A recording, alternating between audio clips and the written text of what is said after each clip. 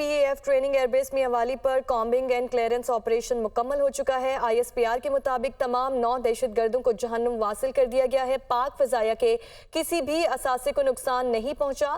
پاک فوج مادر وطن کی حفاظت کے لیے ہر دم تیار ہے۔ میاں والی ایئر بیس پر دہشت گردوں کا حملہ ناکام ہو چکا ہے۔ آئی ایس پی آر کے مطابق پاک فضائیہ کے کسی بھی اثاثے کو نقصان نہیں پہنچا ہے۔ پاک فوج مادر وطن کی حفاظت کے لیے ہر دم تیار ہے۔ آپ کو بتا رہے ہیں کہ P A F training air base Mianwali پر کامبنگ اینڈ کلیئرنس آپریشن مکمل ہو چکا ہے۔ تمام 9 دہشت گردوں کو بھی جہنم واصل کیا جا چکا ہے، جبکہ پاک فضائیہ کے کسی بھی اثاثے کو نقصان نہیں پہنچا۔ مزید تفصیلات کے لیے جانیں گے ڈپٹی بیورو چیف اسلام آباد محمد عمران سے۔ محمد عمران، بتائے گا اس آپریشن کے حوالے سے۔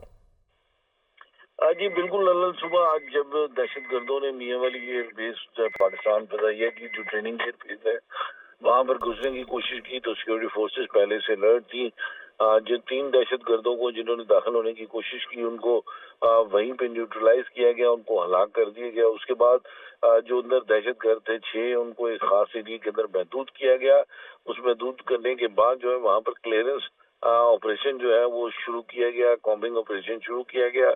اس کے بعد ان 6 دہشت گردوں کو بھی ہلاک کر دیا گیا، اور اس کے ساتھ ساتھ جو وہاں پہ 3 جو گراؤنڈڈ جہاز تھے جو بالکل پاک فضائیہ کے زیر استعمال نہیں تھے، کچھ ان کو نقصان پہنچا، اور اس کے ساتھ ساتھ ایک فیول ٹینکر تھا جو اس کو وہاں پہ نقصان پہنچا۔ اس کے علاوہ کسی بھی بڑے ایسٹ کو یا مین ایسٹ کو یا اسٹرکچر کو پاک فضائیہ کی جو بیس ہے میاں والی میں اس کو کسی قسم کا کوئی نقصان جو ہے وہ نہیں پہنچا۔ انتہائی مربوط انداز کے ساتھ اور انتہائی زبردست ایفیشنٹ اسٹریٹجی کے ساتھ یہ آپریشن کیا گیا۔ اس لیے جلد ہی جو تمام کے تمام 9 دہشت گرد تھے ان کو ہلاک کر دیا گیا۔ سیکورٹی فورسز کا کسی قسم کا کوئی جانی نقصان اس حوالے سے نہیں ہوا۔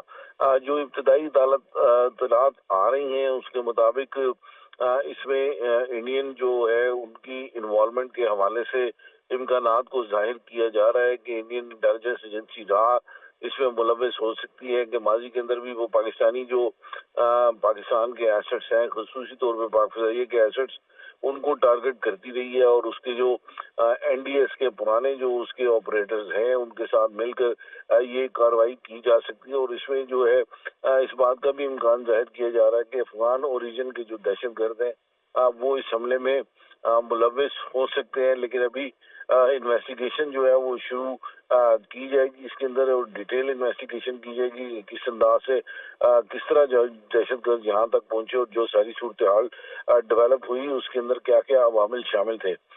لیکن جو سکسیسفل آپریشن رہا، کسی قسم کا کوئی نقصان نہیں ہوا پاک فضائیہ کے طیاروں کو، جو کہ ٹریننگ بیس ہے، اور وہاں پہ جو نیولی جو انڈکٹ ہوتے ہیں جی ڈی پی پائلٹس جو ٹریننگ رسال پور میں مکمل ہونے کے بعد یہاں آتے ہیں اور جہازوں کے اوپر پراپر اگلا ٹریننگ کا جو مرحلہ ہوتا ہے وہاں پہ میاں والی کے اندر ہوتا ہے، تو اس حوالے سے جو ہے وہ وہاں پر کسی قسم کا کوئی نقصان نہیں ہوا۔ اور ابھی انویسٹیگیشن جو ہے اس کی اگلے مرحلے میں دیکھی جائے گی کہ اس کے اندر تمام عوامل کو جو ہے وہ زیر غور لایا جائے گا۔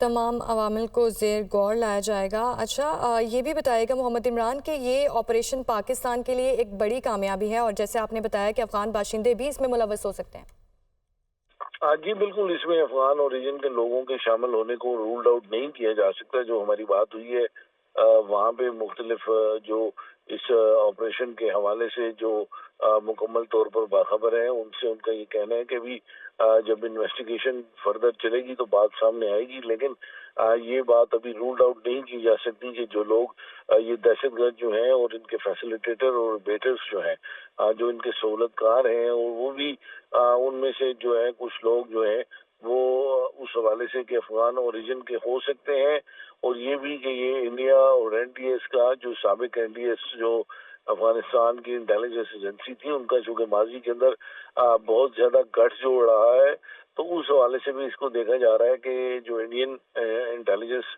ایجنسی ہے وہ پاکستان کے جو فلائنگ ایسٹس ہیں خصوصی طور پہ پاک فضائیہ کے، ان کے خلاف ماضی میں بھی دہشت گردی کی کارروائیوں میں ملوث رہی ہے۔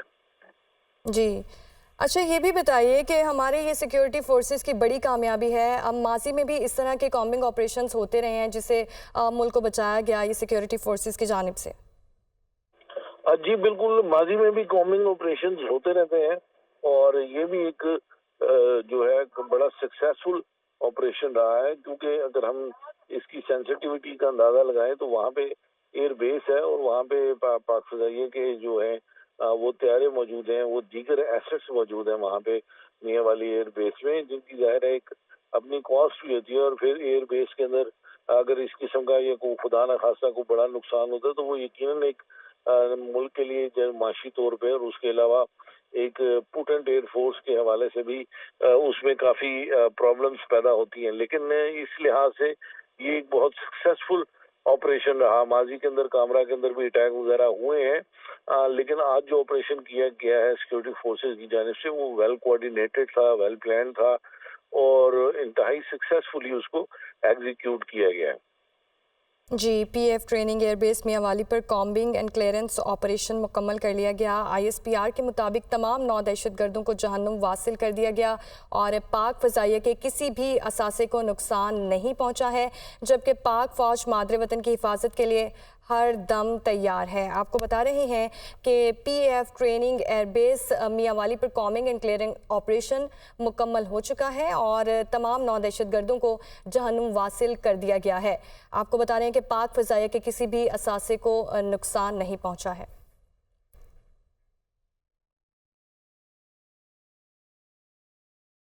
और पाकिस्तानी बॉलर्स की न्यूजीलैंड के बल्लेबाजों के हाथों खूब धुलाई। न्यूजीलैंड के बैटर्स के सामने पाकिस्तान के तमाम बॉलर्स बेबस नजर आते हैं। भारत की विकेटें कौमी टीम में एक बार फिर रेगुलर स्पिनर नहीं है, सिलेक्शन पर सवालिया निशान है। टॉस जीतकर पहले बॉलिंग करने का फैसला भी महंगा साबित हुआ है। जबकि क्रिकेट वर्ल्ड कप न्यूजीलैंड की पाकिस्तान के खिलाफ बैटिंग, न्यूजीलैंड ने 1 विकेट के नुकसान पर 211 रन बना लिए। डेविन कॉनवे ने 35 रन बनाए और हसन अली की गेंद पर आउट हो चुके हैं। राचिन रविंद्रा और कप्तान केन विलियमसन की शानदार नेस्ट सेंचुरियां आपको बता रहे हैं कि पाकिस्तानी बॉलर्स की न्यूजीलैंड के बल्लेबाजों के हाथों धुलाई। न्यूजीलैंड के बैटर्स के सामने पाकिस्तान के तमाम बॉलर्स बेबस हैं। भारत की विकेटें हैं, जबकि कौमी टीम में एक बार फिर रेगुलर स्पिनर नहीं है।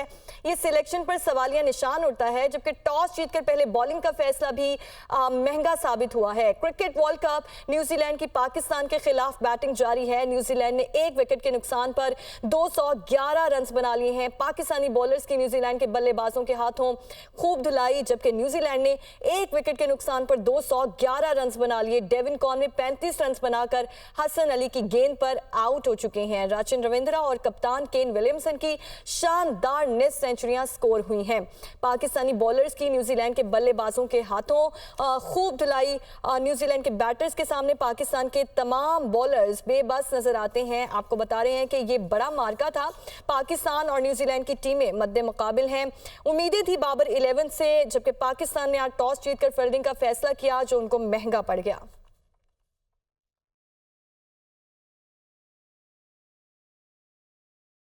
करप्शन केस जुडिशल मैजिस्ट्रेट का असद कैसर को जुडिशल लॉकअप में रखने का हुक्म। पुलिस असद कैसर को लेकर अडयाला जेल रवाना। एंटी करप्शन और पुलिस असद कैसर के हवाले से कानूनी कार्रवाई मुकम्मल करे, अदालत की जानिब से कहा गया है। जुडिशल मैजिस्ट्रेट का असद कैसर को जुडिशल लॉकअप में रखने का हुक्म दिया गया है। इसी पर बात करने के लिए रिजवान काजिम अरसद मौजूद हैं। रिजवान, बताइए।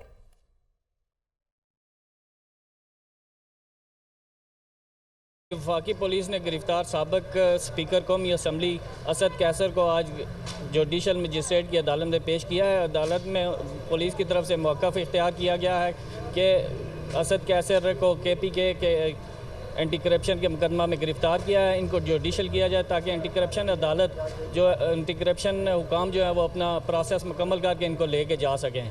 जिस पे अदालत में PTI के वकला पेश हुए, जिन्होंने कहा कि असद कैसर को वफाकी पुलिस ने किस इख्तियार के तहत गिरफ़्तार किया है और इनको ये इख्तियार किसने दिया है। मुकदमा यहाँ का नहीं बनता, ये गिरफ़्तार नहीं कर सकते इन्होंने, और एंटी करप्शन हुकाम ने इनसे मामनत भी नहीं मांगी।